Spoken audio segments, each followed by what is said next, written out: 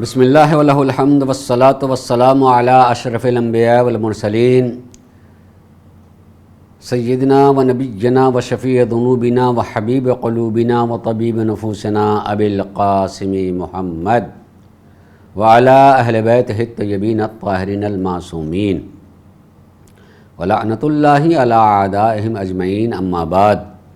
قال اللہ سبحانہ تبارک و تعالی فی کتابہ الکریم وَهُوَ أَصْدَقُ الْقَائِلِينَ أَفَحَسِبْتُمْ أَنَّمَا خَلَقْنَاكُمْ عَبَثًا وَأَنَّكُمْ إِلَيْنَا لَا تُرْجَعُونَ کہیں تم نے یہ تو نہیں سمجھ لیا ہے کہ میں نے تم کو بیکار خلق کیا ہے اور تمہیں ہماری بارگاہ میں پلٹ کر کے آنا نہیں ہے۔ یہ خود جواب بھی ہے کہ نہیں، ہم بیکار نہیں پیدا ہوئے ہیں اور ہمیں اللہ کی بارگاہ میں پلٹ کر کے بھی جانا ہے۔ جب بیکار نہیں ہیں تو اس کار کو، اس کام کو، ان ساری چیزوں کو سمجھنا چاہیے جن کے لیے اللہ نے ہم کو خلق کیا ہے۔ اللہ نے جس کے لیے ہمیں خلق کیا اس کو پا لینے کے لیے صحیح اور کوشش کرنا چاہیے، اس کی تلاش میں رہنا چاہیے کہ ہم تلاش کریں کہ پروردگار عالم نے ہم کو کن چیزوں کے لیے خلق کیا ہے۔ معمولاً اسلام قبول کر لینے کے بعد انسان کچھ عبادتوں کو جانتا ہے، پڑھ لیا ہے کہ یہ عبادات ہیں اور ان عبادات پر عمل کرنا چاہتا ہے کہ نماز پڑھ لیں، یہ ہماری تخلیق کا مقصد ہے، روزہ رکھیں، یہ ہماری تخلیق کا مقصد ہے۔ نہیں، جتنی عبادتوں کو ہم جانتے ہیں ان کو کر لینا یہ ہمارا مقصد نہیں ہے، بلکہ ان کو کرنے کے لیے ایمان کے ساتھ جاننا واقعی معنوں میں کہ یہ صرف رکوع اور سجدہ مقصد نہیں ہے، اس کے پیچھے کچھ نہ کچھ احکامات ہیں۔ جیسے میں آج ایک گفتگو کروں کہ قرآن ہی نے یہ بات کہی ہے کہ ان الصلاۃ تنہی عن الفحشاء والمنکر، کہ نماز برائیوں سے روکتی ہے۔ کس طرح سے نماز برائیوں سے روکے گی؟ کیا وہ آ کر کے کسی سے کہتی ہے کہ یہ کرو یا نہ کرو؟ نہیں، حقیقی معنوں میں نماز کے برائیوں سے روکنے کا مطلب یہ ہے کہ کوئی انسان نماز تک پہنچ نہیں سکتا جب تک وہ برائیوں سے بچتا ہوا نہ آئے۔ یعنی حقیقی معنوں میں نماز اسی وقت ہوگی جب انسان برائیوں سے، عیوب سے، کمیوں سے اپنی حفاظت کرتے ہوئے وہاں تک پہنچے، تب لذت نماز کا احساس ہوگا، تب واقعی معنوں میں انسان نماز تک پہنچے گا۔ میں آج تھوڑی سی مثال کے ذریعے سے بات کو بڑھاؤں تاکہ، اور یہ ضرورت ہے، اہمیت ہے، تاکہ انسان سمجھے کہ واقعی اس چیز کی تلاش ہمیں ہونی چاہیے، ہم کو اس تک پہنچنا چاہیے۔ جیسے نماز کے لیے شرط نماز ہے وضو کرنے کے لیے پانی کی ضرورت ہے، پانی کا پاک ہونا ضروری ہے، اور پاک ہونے کے ساتھ ساتھ وہ پانی اپنا ہونا چاہیے۔ اگر وہ اپنا نہیں ہے تو یقیناً وضو صحیح نہیں ہوگا، جب وضو صحیح نہیں ہوگا تو نماز بھی صحیح نہیں ہوگی۔ اب اپنی زندگی میں دیکھیں کہ میں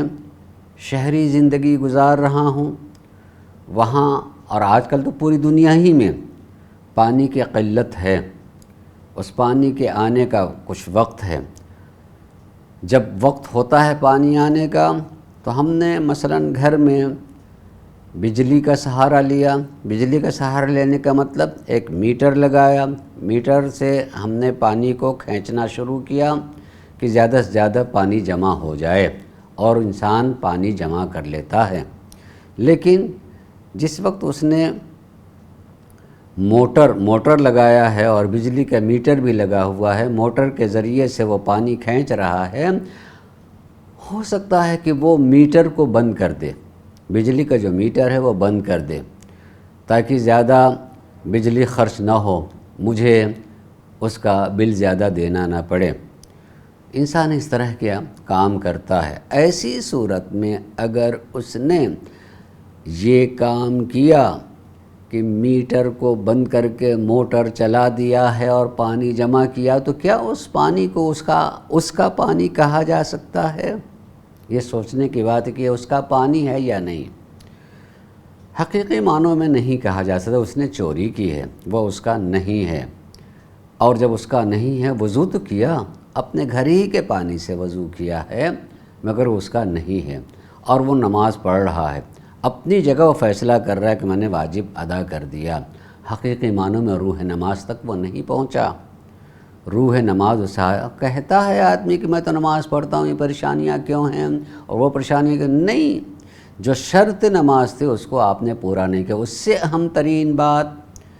کہ نماز میں لباس پہنے ہوئے ہونا چاہیے، اور لباس بھی پاک ہونا چاہیے، اور لباس بھی اپنا ہونا چاہیے۔ اگر اس میں سے کوئی بھی شرط کی کمی ہے تو یقیناً وہ اپنا لباس نہیں ہے۔ جیسے اللہ تبارک و تعالیٰ نے کسی کو بھی دولت سے نوازا ہے تو اس نے کچھ حقوق اس دولت میں رکھے ہیں کہ اگر اتنا رہ جائے تو تمہیں چاہیے زکوٰۃ کے نام سے اتنا، یا خمس کے نام سے اتنا، یا دوسرے ضروریات کے نام سے اتنا تمہیں دینا، اس کو واجب قرار دیا۔ صرف ایک ہی بات کہوں کہ مثلا خمس، یہ تو جانتا ہے آدمی کہ اگر کچھ بچ گیا ہے تو اس میں خمس کو دینا ہے۔ اگر کسی شخص نے خمس کو نہیں دیا، لباس بنوایا، لباس پہنا، جا کے بڑے خلوص کے ساتھ اپنے خیال میں نماز پڑھ رہا ہے، کیا اپنا لباس پہنے ہوئے ہے؟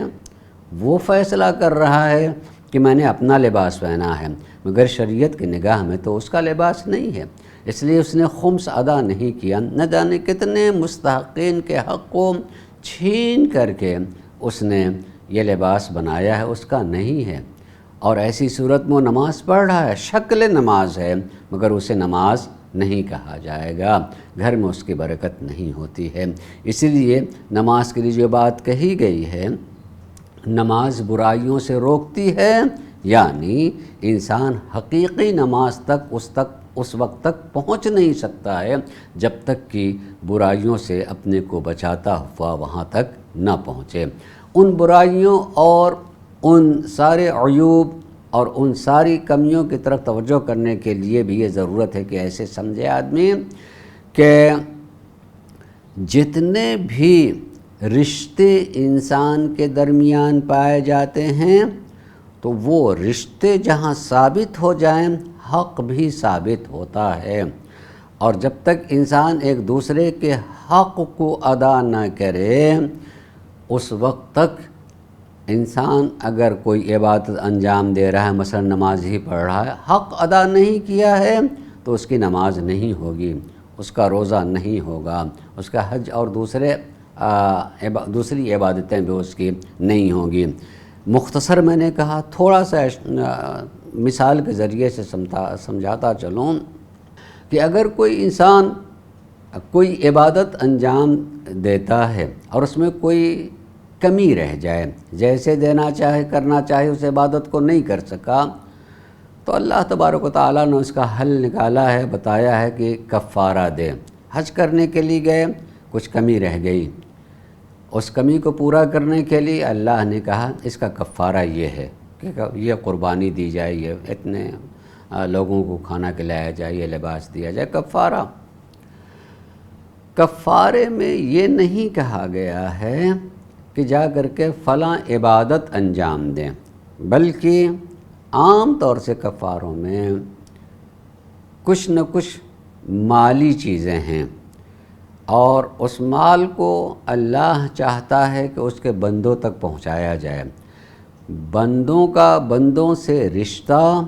عبادت اللہ کی ہو رہی ہے اور اس عبادت میں کوئی کمی رہ جائے تو اس کو پورا کرنے کے لیے اللہ نے بندوں تک بھیجا ہے کہ جاؤ بندوں کی خدمت کرو، بندے کو حقوق کے ادا کرو، تو میں یہ کمی جو رہ گئی تھی میں اس کو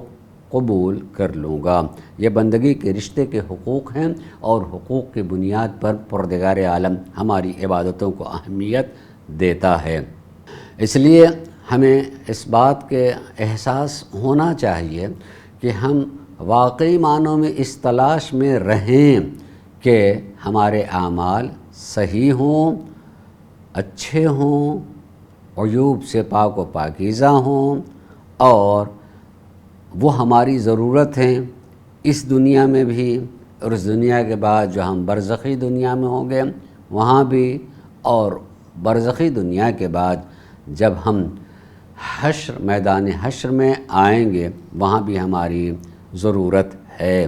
لہٰذا ہم اس ضرورت کی تلاش میں نکلیں کہ سچی چیز، اچھی چیز کو پانے کی صحیح اور کوشش کریں، جس کا خلاصہ یہ ہوگا بندگی خدا۔